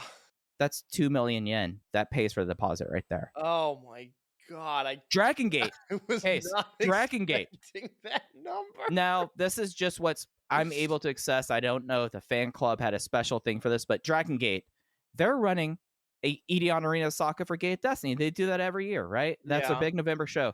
Take a guess what the front row seat is for Edion Arena Osaka for Dragongate in yen. So GLEAT was 50,000? 50,000. I'll guess 25,000. 13,200 yen. Oh, we're not done. We're not done. So Power Struggle is New Japan's big show in Edion Arena Osaka. It is actually on the 4th. This is actually a rare year. Usually it is New Japan first when they run this show because it's usually around the same time each year, one day or another. Yeah. Again, this is just what I'm able to see. I know Fan Club has a whole lot of things. I know John Carroll can probably say, well, actually, there was this ticket, that was this. But Royal Seat was listed as their most expensive ticket for the show. Again, GLEAT, 50,000 yen. Dragongate, 13,200 yen. Take a guess. If you want to walk up, and I'll even make this more fair to GLEAT, you walk up with your cash and you pay it day of. Take a guess what you're paying for a New Japan front row seat for this building. Maybe 20,000 yen. 16,000 yen. Oh my God. All right. I'm never going to recover from knowing that information. Now everything about GLEAT makes sense, right? No, I fucking wish anything about this promotion made sense. 50,000 yen. Oh my God. All right. I want to be done by the top of the hour, so let me rifle through some thoughts here. Yeah. That was my one big thing about this. Shit. This show was awful. I will have a longer. I'll do my own review of this. That I go deep into why it was awful. But Case, we're almost at the top of the hour. Go right ahead. Okay, I knew this show was in trouble. I turned it on for T-Hawk Yamamura, and it was very compelling until the match ended out of nowhere, and then T-Hawk won, which made it even more confusing. So I was like, all right. I'm immediately in a bad mood because I was watching 7-minute match. I was watching Yamamura as I grit my teeth and shield my eyes. I was watching Yamamura be an incredible pro wrestler and T-Hawk kind of thrive against him. And then the match just ended and Yamamura, who I thought they were giving a jetpack to, instead loses. And I was like, oh boy. The last ace card that they have, if you believe in a dragon system bent to GLEAT, is Yamamura, and he jobs in 7 minutes because we had to give 12 minutes to Sam Adonis right after this. Well, Sam Adonis, I know he's been doing some quote great work in AAA. Guess where he wasn't great? In fucking GLEAT.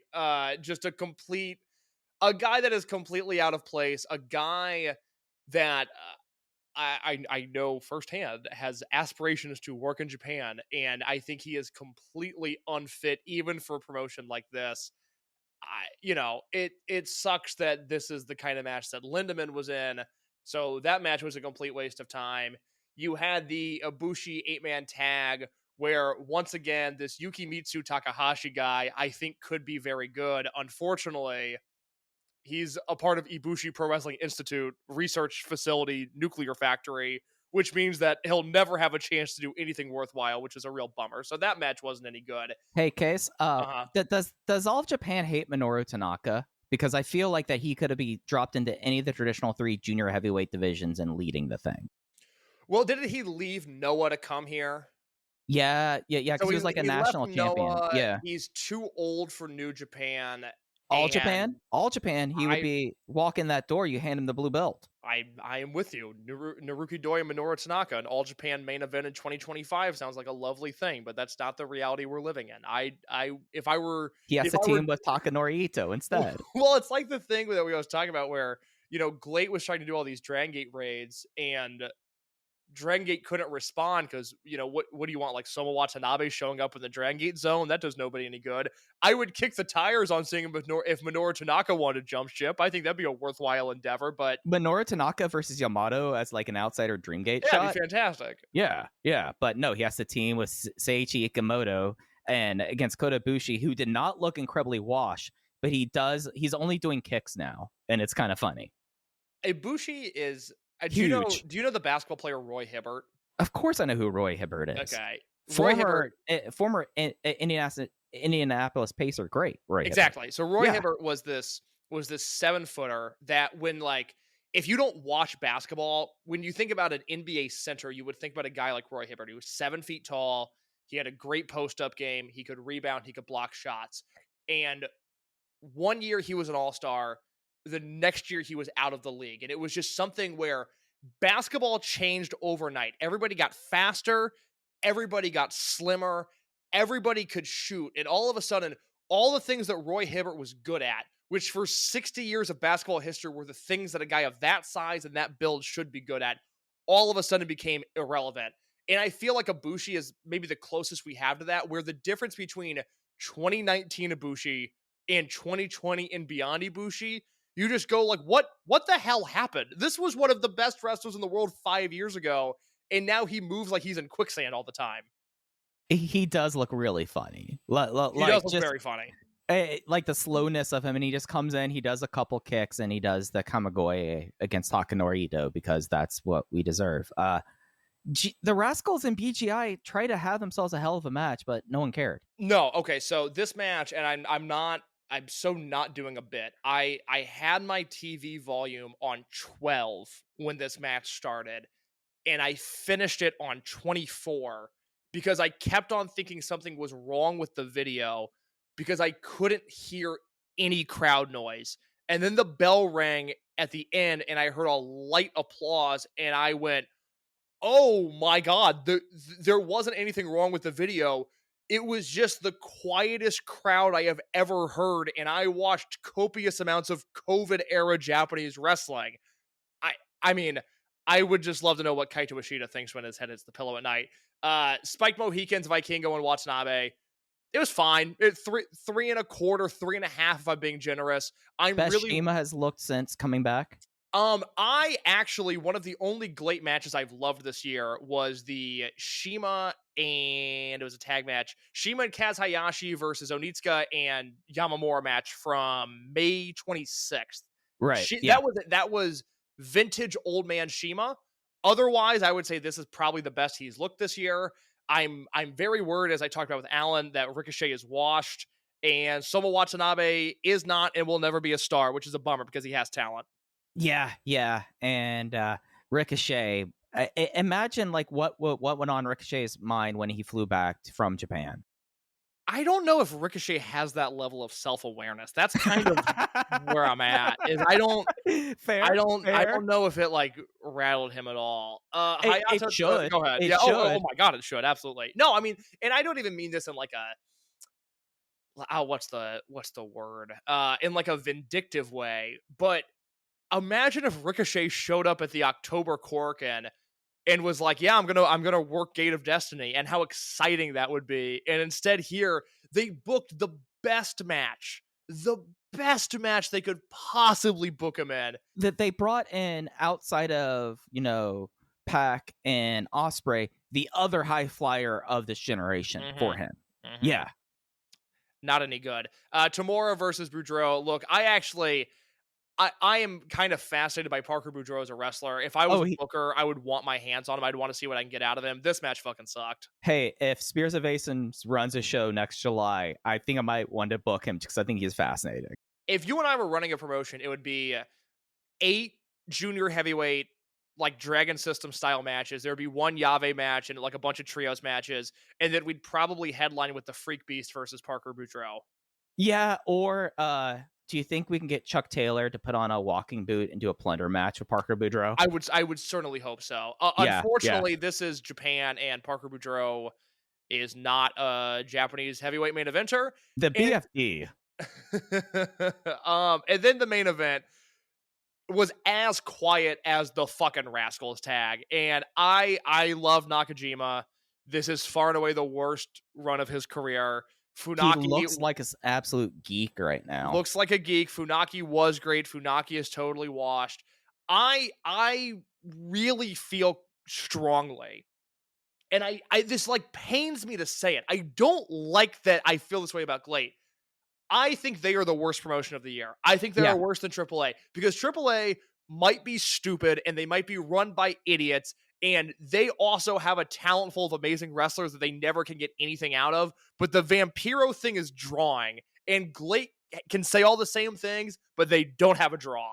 Yeah, and they could charge 50,000 yen for front row tickets. But the problem is that when you have everything streaming for free and you put out a product that people don't want to pay money for, guess what? You can stream all you want, but it's not having a successful business, but you'll get bailed out because you charge 50,000 yen for front row for what I think is the worst show of the year. I did not watch Triple Mania. I wonder if we could maybe, no, that's not what we're doing next week. I kind of want to pose that topic to our guest that we'll end the show with that next week if we can remember. But that's all I've got, Mike. I really love Dragongate right now. They're making me so happy, and I really, really hated this Osaka show from GLEAT.